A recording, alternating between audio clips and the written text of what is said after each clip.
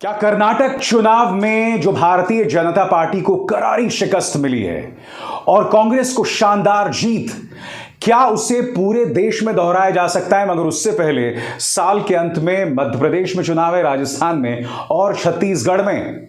क्या इन राज्यों में कर्नाटक की सफलता को कांग्रेस दोहरा सकती है? ये तमाम सवालात हैं दोस्तों, मगर उससे पहले आपको कुछ संकेतों, कुछ खबरों पर गौर करना पड़ेगा। सबसे पहले मध्य प्रदेश के मुख्यमंत्री शिवराज सिंह चौहान का यह बयान। शिवराज सिंह चौहान कह रहे हैं ये कर्नाटक फरनाटक क्या होता है, मध्य प्रदेश अलग है, मध्य प्रदेश में हम शानदार जीत दर्ज करेंगे। अहंकार देखिए मुख्यमंत्री महोदय का, ये कर्नाटक फरनाटक क्या होता है। मुख्यमंत्री संवैधानिक पद पर बैठे हुए व्यक्ति हैं और एक राज्य के बारे में किस कदर अनर्गल बयान दे रहे हैं। कर्नाटक फरनाटक क्या होता है? यह अहंकार है दोस्तों भारतीय जनता पार्टी के नेताओं का, और वो अहंकार जो है वो पार्टी के लिए कहीं ना कहीं आने वाले दिनों में मुश्किल पैदा करने वाला है। भारतीय जनता पार्टी की बौखलाहट कई और मोर्चों पर दिखाई देती है। इससे पहले कि मैं आपको बतलाऊं कि विपक्ष किस तरह से कर्नाटक की सफलता को पूरे देश में दोहराना चाहता है, मैं आपको भारतीय जनता पार्टी के रक्षात्मक मुद्रा की कुछ मिसाल पेश करना चाहूंगा। नृपेंद्र मिश्रा हैं प्रधानमंत्री कार्यालय के अधिकारी, और उनका यह बयान देखिए जो आपके स्क्रीन पर है। नृपेंद्र मिश्रा यहां कह रहे हैं कि प्रधानमंत्री नरेंद्र मोदी 2000 नोट के खिलाफ थे। वो तो 2000 नोट लाना ही नहीं चाहते थे। मैं आपसे एक सवाल पूछना चाहता हूं, देश की अर्थव्यवस्था को पूरा उल्टा कर दिया आपने। उस वक्त आपने यह बताया था कि 2000 नोट के आने से काला धन चला जाएगा, मगर अब प्रधानमंत्री कार्यालय के एक पूर्व अधिकारी नृपेंद्र मिश्रा, जो कि आजकल राम मंदिर के एक समिति से जुड़े हुए हैं, वो कह रहे हैं कि प्रधानमंत्री 2000 के नोट से खुश ही नहीं थे।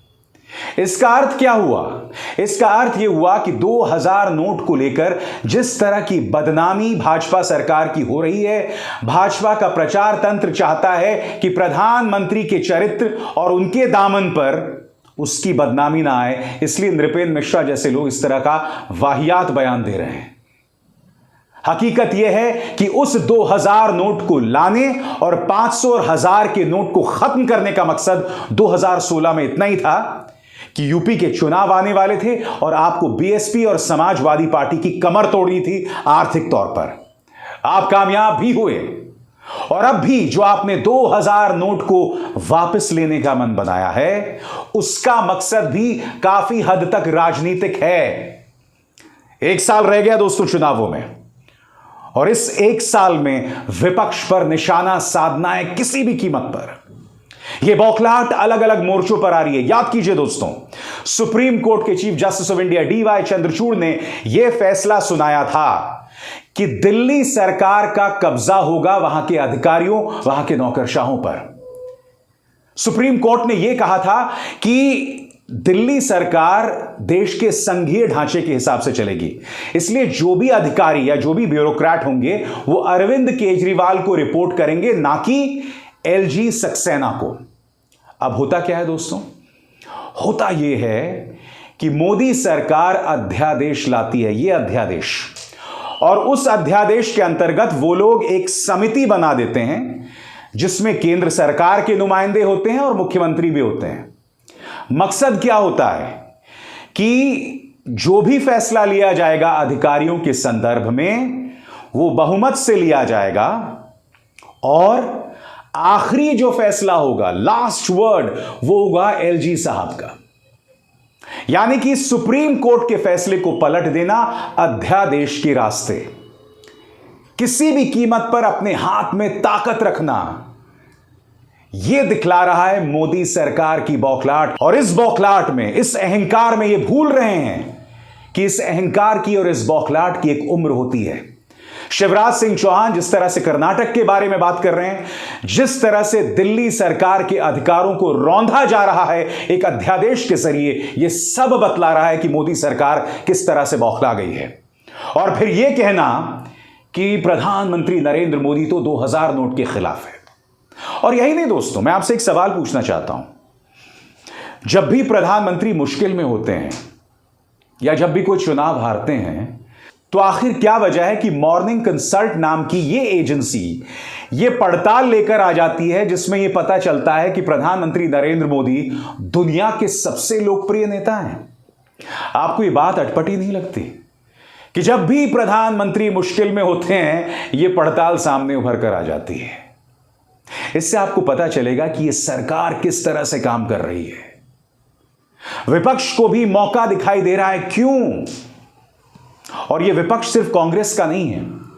शरद पवार हो, अरविंद केजरीवाल हो, नीतीश कुमार, सब कर्नाटक के जो नतीजे आए हैं उसके जरिए 2024 में उम्मीद ढूंढ रहे हैं। क्यों ढूंढ रहे हैं मैं आपको बताता हूं। वो इसलिए ढूंढा जा रहा है क्योंकि कर्नाटक में कांग्रेस ने सलीके से चुनाव लड़ा था, मुद्दों पर फोकस रहकर चुनाव लड़ा था। इसमें भूमिका न सिर्फ सिद्धरामैया, राहुल गांधी, प्रियंका गांधी वाड्रा या डीके शिवकुमार की थी, बल्कि एक बहुत अहम भूमिका पर्दे के पीछे बैठने वाले इस चुनावी रणनीतिकार जिसका नाम सुनील कानुगोलू है। दोस्तों, सुनील कानुगोलू एक चुनावी रणनीतिकार हैं जो कांग्रेस के साथ काम कर रहे हैं और आने वाले दिनों में वो मध्य प्रदेश में भी काम करेंगे, राजस्थान में भी काम करेंगे और तेलंगाना में भी काम करने वाले हैं। सुनील कानुगोलू की रणनीति और जिस तरह से उन्होंने कांग्रेस को मशवरा दिया उसका परिणाम यह था कि कांग्रेस को छप्पर फाड़ सीटें मिली। और जैसे मैंने बताया, सुनील कानुगोलू जो हैं वो आने वाले चुनावों में भी काम करने वाले हैं। क्या सुनील कानुगोलू कांग्रेस के लिए एक राजनीतिक संजीवनी साबित हो सकते हैं? कौन है ये सुनील कानुगोलू और क्यों इससे उम्मीद बन रही है कांग्रेस को, यह मैं आपको पढ़ के सुनाना चाहता हूं। कर्नाटक में शनिवार को 136 सीटों के साथ विधानसभा चुनाव में ऐतिहासिक जीत हासिल करने वाली कांग्रेस अगर इस बार यह कमाल कर सकी तो इसके पीछे 41 वर्षीय लो प्रोफाइल रणनीतिकार और कांग्रेस के सदस्य सुनील कानुगोलू की प्रमुख भूमिका रही है। उन्होंने कैंपेन की रूपरेखा तैयार की और अंत तक उस पर से पार्टी की नजर हटने नहीं दी। सिर्फ 41 साल का है यह शख्स और इसने यह कमाल कर दिखाया है कांग्रेस के लिए। सवाल यही किया जा रहा है कि यही चमत्कार क्या आने वाले चुनावों में होगा? क्या कहा जाता है सुनील कानुगोलू के बारे में, यह भी सुनिए। उनको एक ऐसे विचार संपन्न व्यक्ति के रूप में पहचाना जाता है जो बड़ा सोचते हैं। कानुगोलू मूल रूप से तेलुगु भाषी हैं, उनकी जड़ें कर्नाटक में हैं, वे चेन्नई में पले बढ़े हैं और अब बेंगलुरु में रहते हैं। वे एक व्यापारिक परिवार से हैं। उनके एक करीबी दोस्त ने बताया कि उन्होंने पहले भाजपा में डीएमके और एआईएडीएमके के लिए काम किया। राहुल गांधी और सोनिया गांधी के साथ लंबी बातचीत के बाद कानुगोलू पिछले साल कांग्रेस में शामिल हो गए। इसके पीछे मुख्य कारण यह है कि वह चुनौती लेना चाहते थे और एक ऐसी पार्टी के साथ काम करना चाहते थे जो अपने मूल्यों पर विश्वास करती है। सुनील कानुगोलू का एक बहुत दिलचस्प इतिहास है दोस्तों। 2014 में वो एसोसिएशन ऑफ बिलियन माइंड्स से जुड़े हुए थे। उस वक्त वो प्रधानमंत्री नरेंद्र मोदी के साथ जुड़े हुए थे और सिर्फ उस वक्त नहीं, 2016 और 17 में यूपी और गुजरात के चुनावों में भी सुनील कानुगोलू प्रधानमंत्री नरेंद्र मोदी के साथ जुड़े हुए थे और अब सुनील कांग्रेस के साथ जुड़े हुए हैं। कर्नाटक में हम उनका चमत्कार देख चुके हैं, मगर क्या यही इतिहास दोहराया जाएगा राजस्थान, छत्तीसगढ़ और मध्य प्रदेश में? या फिर उससे भी बड़ा सवाल, क्या यही इतिहास दोहराया जाएगा 2024 के लोकसभा चुनावों में? तो इसका आसान सा जवाब है, एक रणनीतिकार सिर्फ मशवरा दे सकता है, उस पर अमल करना पार्टी के नेताओं का काम है, यानी कि राहुल गांधी, प्रियंका गांधी वाड्रा। कांग्रेस के नेताओं के लिए बहुत जरूरी हो जाता है कि वो मुद्दों पर बने रहें और जब भी वो मुद्दों पर बने रहे हैं और मुद्दों से नहीं भटके हैं, भाजपा को हार का सामना करना पड़ा है। मसलन हिमाचल प्रदेश, कर्नाटक और ये ना भूलें गुजरात के चुनावों में तो कांग्रेस मैदान में ही नहीं उतरी। राहुल गांधी को कायदे से अपनी भारत जोड़ो यात्रा जो है वो गुजरात से होकर गुजारनी थी, ऐसा उन्होंने नहीं किया। नतीजा आपके सामने है, यानी कि कांग्रेस ने गुजरात में कोशिश भी नहीं की। जबकि याद कीजिए 5 साल पहले ये चुनाव गुजरात का कांग्रेस लगभग जीत गई थी, मगर फिर मणिशंकर अय्यर का एक बयान आता है जिसमें वो प्रधानमंत्री को नीच बोलते हैं। भाजपा का प्रचार तंत्र उसे जोड़ देती है प्रधानमंत्री की जाति के साथ और परिणाम फिर आपके सामने है। कहने का अर्थ क्या है? अगर मुद्दों पर बनी रहेगी कांग्रेस तो जीत संभव है, और यह दोहराया जा सकता है एक ऐसी पार्टी के खिलाफ जो अपने दमखम का इस्तेमाल कर रही है, एजेंसीज का इस्तेमाल कर रही है, जैसे इन्होंने दिल्ली में करने की कोशिश की। जिस तरह से विपक्ष के नेताओं को गिरफ्तार किया जा रहा है, जिस तरह का अहंकार दिखाई दे रहा है, और यह उम्मीद विपक्ष को भी दिखाई दे रही है। मैं आपको बतला दूं, अरविंद केजरीवाल से मुलाकात की थी नीतीश कुमार ने, और यह मुलाकात मोदी सरकार द्वारा दिल्ली सरकार के संदर्भ में लाए गए अध्यादेश के ठीक एक दिन बाद होती है यह मुलाकात। नीतीश कुमार और अरविंद केजरीवाल मुलाकात करते हैं। वहां शरद पवार का एक बहुत अहम बयान आता है, और इस बयान का मतलब यह है कि एनसीपी 2024 के लोकसभा चुनावों में कांग्रेस और उद्धव ठाकरे सेना के साथ बनी रहेगी। गौर कीजिए, राजनीति के चाणक्य शरद पवार ने क्या कहा आपके स्क्रीन पर। एनसीपी प्रमुख ने कहा कि चुनौती भाजपा और उससे जुड़ी शक्तियों के खिलाफ लड़ने की है, वरना आम आदमी तबाह हो जाएगा। मैं आपको बतला दूं, वो अहमदनगर में मौजूद थे, और अहमदनगर में उन्होंने क्या कहा मैं आपको पढ़ के सुनाना चाहता हूं। अहमदनगर प्रगतिशील जिला, इसके बावजूद हाल में शेवगांव में सामाजिक तनाव पैदा हुआ। पवार ने कहा कि कर्नाटक विधानसभा चुनाव के नतीजे बताते हैं कि हालात धीरे धीरे बदल रहे हैं। उन्होंने कहा कि कर्नाटक में आम आदमी की सरकार ने कमान संभाली है। मुख्यमंत्री सिद्धरमैया के शपथ ग्रहण समारोह में शामिल होने वाले 1 लाख लोगों में से 70% समाज के अलग अलग तबकों के युवा थे। नए मुख्यमंत्री सभी को साथ लेकर कमजोर वर्ग के हितों की रक्षा के लिए काम करेंगे। पवार ने कहा कि अगर श्रमिक वर्ग मजबूत और एकजुट रहता है तो कर्नाटक विधानसभा चुनाव में जो देखा गया उसे देश के तमाम हिस्सों में दोहराया जा सकता है। शरद पवार क्या कह रहे हैं दोस्तों?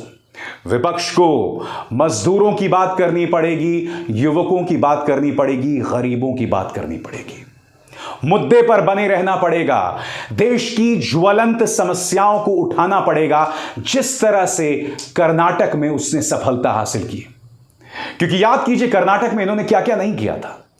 कर्नाटक के अंदर कांग्रेस ने कहा था कि अगर हम सत्ता में आएंगे तो बजरंग दल पर पाबंदी लगाएंगे, पीएफआई पर भी पाबंदी लगाएंगे।